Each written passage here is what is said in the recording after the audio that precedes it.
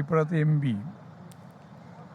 4 കോടി റുപ്യ അദ്ദേഹത്തിന് BJPക്ക് പണം സപ്ലൈ ചെയ്യുന്നവർ തന്നെ കൊടുത്തു എന്ന് BJPയുടെ തന്നെ സംസ്ഥാന പ്രസിഡന്റ് ധർമ്മരാജനുമായിട്ട് ബന്ധപ്പെട്ട് വിശദീകരിക്കുന്ന കാര്യവും നമ്മൾ കേട്ടതാണ്.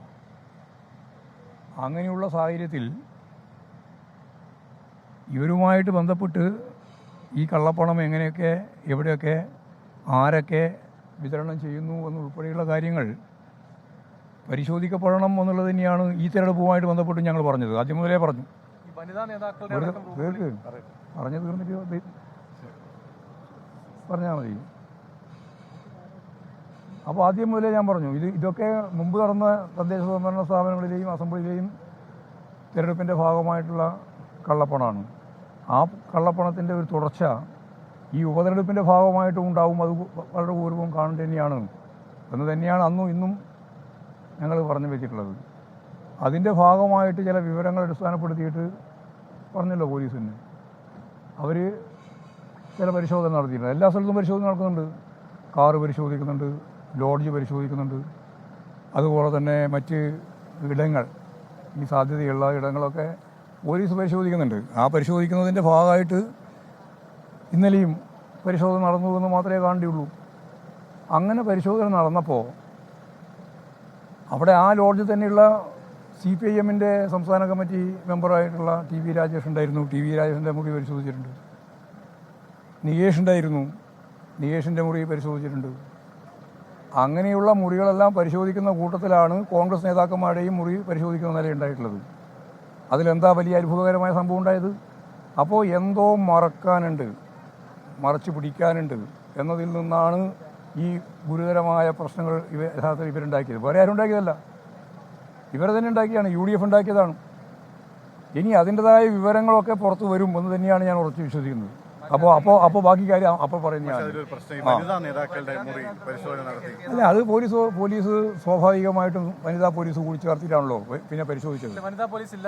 ആദ്യം പരിശോധന ഉണ്ടായിരുന്നു, ഇല്ലയെന്ന് പറഞ്ഞു പരിശോധിക്കുന്നതിൻ്റെ ഭാഗമായിട്ട്. അതായത് അവിടെ എത്തിയപ്പോൾ ആദ്യം പുരുഷ പോലീസ് മാത്രമേ ഉണ്ടായിട്ടുള്ളൂ. പക്ഷേ വനിതാ നേതാവിൻ്റെ വീട്ടിലേക്ക് അല്ലെങ്കിൽ റൂമിലേക്ക് പരിശോധിക്കാൻ പോകുമ്പോൾ വനിതാ പോലീസ് കൂടി ചേർത്തുകൊണ്ട് തന്നെയാണ് എന്നാണ് ഔദ്യോഗികമായിട്ട് നിങ്ങളടക്കം പറഞ്ഞിട്ടുള്ളത്. പിന്നെ അതിന് ഞാൻ വിശദീകരിക്കേണ്ട കാര്യമില്ലല്ലോ. ഉറപ്പായിട്ട് ഞാൻ വിശ്വസിക്കുന്നുണ്ട് കള്ളപ്പണം അവിടെ എത്തിയിട്ടുണ്ട്. ഇത് വന്നിട്ടുള്ളത് കോൺഗ്രസിൻ്റെ തന്നെയാണ്. അതിൻ്റെ എല്ലാ വിവരങ്ങളും കുറച്ച് സമയം കഴിയുമ്പോഴേക്ക് പുറത്തു വരും.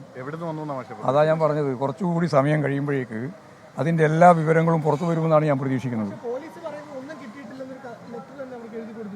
അല്ല, ഒന്നും കിട്ടിയിട്ടില്ല എന്നുള്ളത് കിട്ടിയിട്ടുണ്ടെങ്കിലല്ലേ എഴുതി കൊടുക്കുള്ളൂ. കിട്ടിയെന്ന് അവിടെ കള്ളപ്പണം ഉണ്ടായിട്ടുള്ളത് സത്യമാണ്. അത് ഇവർക്ക് കിട്ടിയോ ഇല്ലെന്നുള്ളത് അവരല്ലേ പരിശോധിക്കണം. ഞങ്ങളാ എവിടെ നിന്ന് എങ്ങനെയൊക്കെയാണ് മാറ്റിയെന്നുള്ളത് നമുക്ക് വരാൻ പോകുന്ന ഒരു ചിത്രമാണ്. ഞാനതിൻ്റെ ഉള്ളിലേക്ക് കടക്കുന്നില്ല. അതിപ്പോൾ ഒരു സംശയം നിങ്ങൾക്ക് വേണ്ട. അവിടെ പണം വന്നിട്ടുണ്ട്. വന്ന പണം എങ്ങനെയാണ് കൈമാറ്റം ചെയ്യപ്പെട്ടത് എന്നുൾപ്പെടെയുള്ള കാര്യങ്ങൾ പരിശോധിക്കട്ടെ. അതും പോലീസ് പരിശോധിക്കണ്ടില്ലേ? പരിശോധിക്കട്ടെ. കോൺഗ്രസ് തലനാരിഴയ്ക്ക് രക്ഷപ്പെട്ടു എന്നാണോ? തലനാരിഴയ്ക്ക് രക്ഷപ്പെട്ടു എന്ന് ഞാൻ പറയുന്നില്ല. ഇപ്പം രക്ഷപ്പെട്ടു എന്ന് പറയണമെങ്കിൽ ഇതിൻ്റെ യാതൊരു വിവരവും നമുക്ക് കിട്ടാണ്ടിരിക്കണ്ടേ? എല്ലാ വിവരവും കിട്ടിയിട്ടുണ്ട്. എല്ലാ വിവരവും എന്തിൻ്റെ കള്ളപ്പണം എത്തിയെന്നുള്ള വിവരം കിട്ടിയിട്ടുണ്ട്. കിട്ടിയിട്ടുണ്ടെന്ന് പറഞ്ഞാൽ പിന്നെ ഇതിലൊക്കെ കൊണ്ടുവന്നത് എത്രയാണ് കൊണ്ടുവന്നത്, അതിലെത്ര ഉണ്ട് എന്ന് ഞാൻ പറയേണ്ട കാര്യമില്ലല്ലോ. കിട്ടിയിട്ടുണ്ട്. കോൺഗ്രസ് എപ്പോഴും പറഞ്ഞുകൊണ്ടിരിക്കുന്നില്ലേ അത് ഇതെല്ലാം വേറെ എന്ത് വന്നാലും അങ്ങനെയല്ലേ പറഞ്ഞുകൊണ്ടിരിക്കുന്നത്. അതിലൊന്നും വലിയ കാര്യമില്ല, അതിലൊന്നും ഗൗരവമില്ല. ഞാനിവിടെ നിങ്ങളോട് പറയുന്നത് ഈ കള്ളപ്പണ ഒഴുക്ക് തടയണം. അതിന് പോലീസും വേണം. ED അതിന് തയ്യാറില്ല, ഇലക്ഷൻ കമ്മീഷനും തയ്യാറില്ല എന്നുള്ളതാണല്ലോ നേരത്തെ കണ്ട അനുഭവം. കൊടക്കര പൊട്ടിക്കലുമായി ബന്ധപ്പെട്ടുകൊണ്ട് അന്ന് മുതലേ കൃത്യമായിട്ടുള്ള വിവരമുണ്ടല്ലോ. അന്വേഷണത്തിൻ്റെ മുഴുവൻ റിപ്പോർട്ടും കൊടുത്തതാണല്ലോ. ആ കൊടുത്തതിനെ അടിസ്ഥാനപ്പെടുത്തിയിട്ട് ഇലക്ഷൻ കമ്മീഷൻ ഇടപെട്ടിട്ടില്ല, IT ഇൻകം ടാക്സ് ഇടപെട്ടിട്ടില്ല, ED ഇടപെട്ടിട്ടില്ല. എന്തേ ഇടപെടാതിരിക്കുന്നത്? അത് BJP ആണ്. തൻകുഞ്ഞ് പൊൻകുഞ്ഞ് എന്ന് പറയുന്ന പോലെ BJPയുടെ രാഷ്ട്രീയ നിലപാട് അനുസരിച്ചിട്ടാണ് എല്ലാ കള്ളപ്പണത്തിനും കൂട്ടുനിൽക്കുന്ന നിലപാട് EDയും ഞാൻ ഈ പറഞ്ഞ 3 എടുത്തിട്ടുള്ളത്. അല്ലെങ്കിൽ അവർ നിലപാട് സ്വീകരിക്കണ്ടേ?